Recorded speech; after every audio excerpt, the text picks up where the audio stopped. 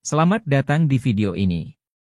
Ketegangan baru-baru ini dalam perdagangan kendaraan listrik antara Tiongkok dan Uni Eropa telah menarik perhatian global. Situasi ini dimulai ketika Komisi Eropa memutuskan untuk sementara waktu mengenakan tarif tinggi pada kendaraan listrik Tiongkok.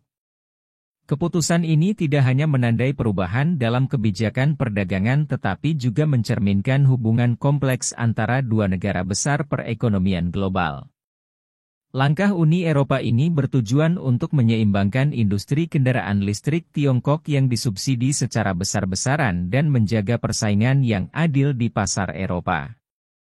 Namun, langkah ini telah memicu dampak ekonomi dan politik yang signifikan, yang mencakup penyesuaian tarif hingga melibatkan perubahan dinamis dalam seluruh sistem perdagangan dan hubungan internasional. Menurut Reuters, pendapat di UE mengenai proposal tarif ini terbagi dalam pemungutan suara yang tidak mengikat namun berpengaruh. 12 negara anggota mendukung tarif, 10 menentang, dan 11 negara abstain. Perpecahan internal ini menyoroti kekhawatiran atas proteksionisme perdagangan dan hubungan perdagangan jangka panjang dengan Tiongkok. Perancis, Italia, dan Spanyol mendukung tarif yang dipandang perlu untuk melawan praktik perdagangan Tiongkok yang dianggap tidak adil. Sementara Jerman, Finlandia, dan Swedia abstain, menunjukkan kekhawatiran mengenai potensi konsekuensi negatif bagi industri otomotif UE. Industri otomotif UE mempekerjakan sekitar 14,6 juta orang, dan kenaikan tarif EV Tiongkok dari 25% menjadi 100% dianggap tidak realistis. Perkiraan industri menunjukkan bahwa EV Tiongkok kini menguasai hampir 22% pasar Eropa, naik dari hanya 3% 3 tahun lalu.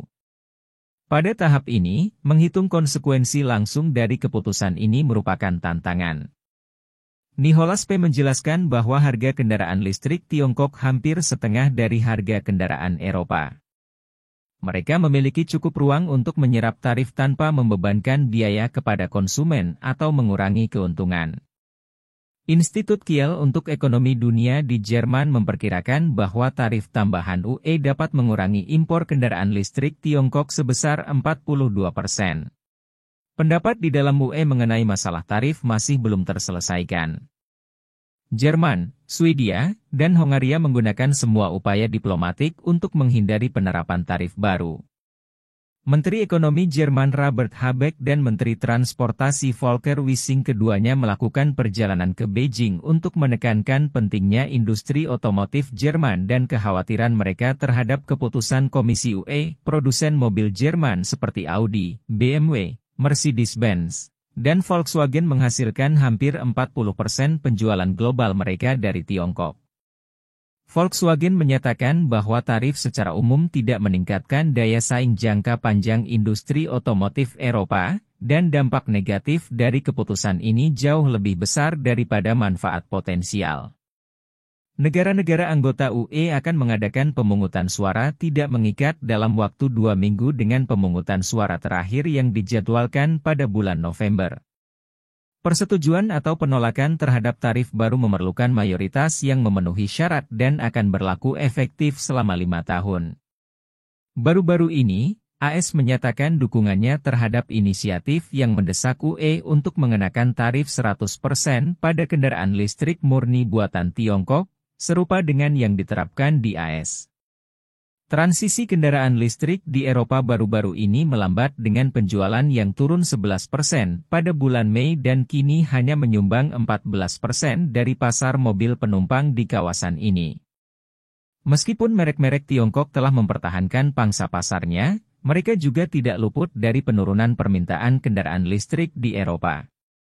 Menurut J-Dynamics, penjualan MG di Eropa turun 34% pada bulan Mei dibandingkan tahun sebelumnya. Analis senior J, Felipe Munoz, mencatat ada kekhawatiran mengenai tarif UE yang akan datang dan tampaknya ada lebih banyak fokus pada kendaraan pembakaran internal. BYD telah berkinerja baik di pasar berkat peluncuran SUV Atto 3 dan model Seal, Dolphin, dan Chalu. Secara lebih luas, pengurangan atau penghapusan subsidi pembelian kendaraan listrik terus merugikan permintaan di Eropa. Sejak Jerman mengakhiri subsidinya untuk EV pada akhir tahun lalu, penjualan pada bulan Mei turun sebesar 31% year-on-year. Siapa yang paling dirugikan dari kenaikan tarif Uni Eropa terhadap impor kendaraan listrik Tiongkok? Orang-orang Eropa yang cerdas tahu jawabannya. Saat ini, produk-produk Tiongkok masih dalam masa tunggu di pasar Eropa dengan produk-produk listrik murni jauh lebih tidak umum dibandingkan dengan produk-produk dari Jepang, Korea Selatan, dan Amerika Serikat. Yang paling dirugikan dalam skenario ini kemungkinan besar adalah perusahaan-perusahaan otomotif di UE, khususnya Jerman. Sebelum melanjutkan lebih jauh, beritahu kami apakah Anda menyukai videonya? Jika ya, silakan klik suka dan bagikan, dan mari kita lanjutkan. Melanjutkan tindakan yang dapat merugikan kedua belah pihak tampaknya akan melemahkan Eropa dalam pemilu Uni Eropa baru-baru ini, dan kekacauan dalam pemilu Parlemen Prancis mencerminkan hal ini. Presiden Prancis Emmanuel Macron telah mengatakan bahwa masa-masa indah telah berakhir bagi Prancis, dan Eropa menghadapi lebih banyak musuh tersembunyi dibandingkan sebelumnya. Tiongkok menyatakan akan menerapkan kebijakan tarif pembalasan terhadap kendaraan berkapasitas besar yang secara signifikan berdampak pada produsen mobil mewah Jerman seperti Mercedes-Benz, BMW, dan Porsche. Kebijakan ini melemahkan negara-negara otomotif utama seperti Tiongkok dan Jerman, yang bergantung pada sikap berbagai negara. Produsen makanan seperti brandy Prancis dan ham Spanyol juga dapat terkena dampaknya, dan jika Italia bergabung, maka Italia harus bersiap menghadapi dampaknya. Reaksi Tiongkok terhadap kenaikan tarif Uni Eropa sangat kuat. Menteri Perdagangan Tiongkok Wang Wentao secara terbuka menyatakan bahwa langkah ini merupakan proteksionisme terang-terangan terhadap industri kendaraan listrik Tiongkok, yang sangat mendistorsi lingkungan pasar yang kompetitif dan menyebabkan kerusakan yang signifikan pada hubungan ekonomi bilateral. Tiongkok memperingatkan bahwa jika UE tidak menarik keputusan ini dan mematuhi peraturan Organisasi Perdagangan Dunia, maka Tiongkok akan mengambil tindakan pencegahan yang diperlukan, termasuk penyelidikan anti-dumping terhadap produk-produk Eropa lainnya seperti daging babi, yang akan meningkat menjadi konflik perdagangan besar-besaran. Tanggapan ini menggarisbawahi sikap Tiongkok yang tegas dalam melindungi kepentingan nasional dan membela prinsip-prinsip perdagangan yang adil. Menunjukkan semakin besarnya kepercayaan diri dan ketegasan di panggung perdagangan internasional. Dari perspektif pasar internasional, ketegangan perdagangan ini tidak hanya berdampak pada industri kendaraan listrik namun juga dapat berdampak luas pada rantai pasok dan perekonomian global. Pertumbuhan Tiongkok memainkan peran penting dalam pasar kendaraan listrik global dengan produsennya memperoleh keunggulan kompetitif melalui subsidi besar. Langkah-langkah tarif UE bertujuan untuk meningkatkan biaya EV Tiongkok, melindungi produsen mobil dalam negeri dari impor berbiaya rendah sambil mempertahankan daya saing pasar Eropa. Namun, langkah-langkah ini bersifat proteksionis dan mungkin menjadi bumerang, menyebabkan harga kendaraan listrik lebih tinggi, memperlambat penerapan EV di Eropa, dan menunda pencapaian tujuan pengurangan karbon dan keberlanjutan. Di luar sektor kendaraan listrik, peningkatan tarif dapat meluas ke bidang lain seperti panel surya dan teknologi energi terbarukan. Pangsa pasar dan teknologi Tiongkok serta kepemimpinannya di bidang ini memerlukan pertimbangan yang cermat dari UE ketika merumuskan kebijakan perdagangan terkait untuk menghindari dampak buruk terhadap tujuan ekonomi dan lingkungan hidup. Keputusan UE bukan sekadar reaksi terhadap perilaku pasar Tiongkok namun merupakan cara untuk menjaga kepentingan ekonomi dan keadilan pasar di tengah sistem perdagangan global yang semakin kompleks dan tidak stabil. Di panggung politik internasional, gesekan perdagangan antara Tiongkok dan UE mencerminkan semakin ketatnya persaingan dan redistribusi kekuatan ekonomi di antara raksasa global. Dengan AS yang mengambil sikap lebih proteksionis dalam kebijakan perdagangan, termasuk mengenakan tarif tinggi terhadap barang-barang Tiongkok.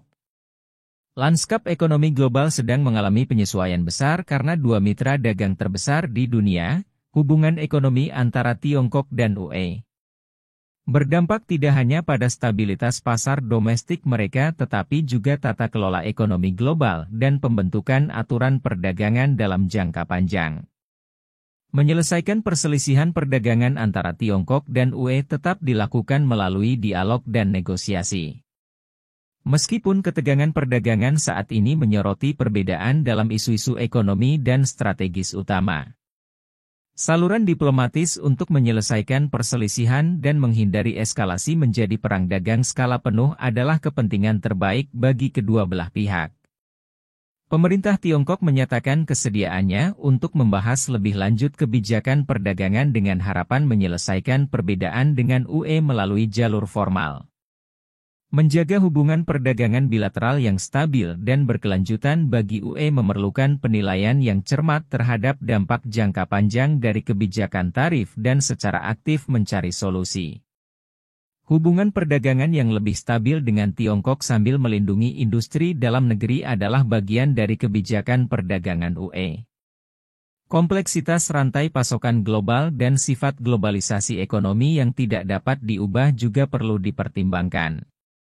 UE harus menyeimbangkan langkah-langkah proteksionis dengan semangat perdagangan bebas, memperkuat kerjasama internasional dan multilateralisme untuk menjaga stabilitas ekonomi global dan pembangunan berkelanjutan. Bagaimana pendapat Anda mengenai video ini? Jika Anda punya pendapat, silahkan tuliskan pendapat Anda pada bagian komentarnya. Dan jika Anda suka dengan video ini, silahkan klik like dan subscribe, dengan begitu kami akan membuat video lainnya untuk Anda semua. Terima kasih dan sekian dulu dan sampai jumpa di video berikutnya.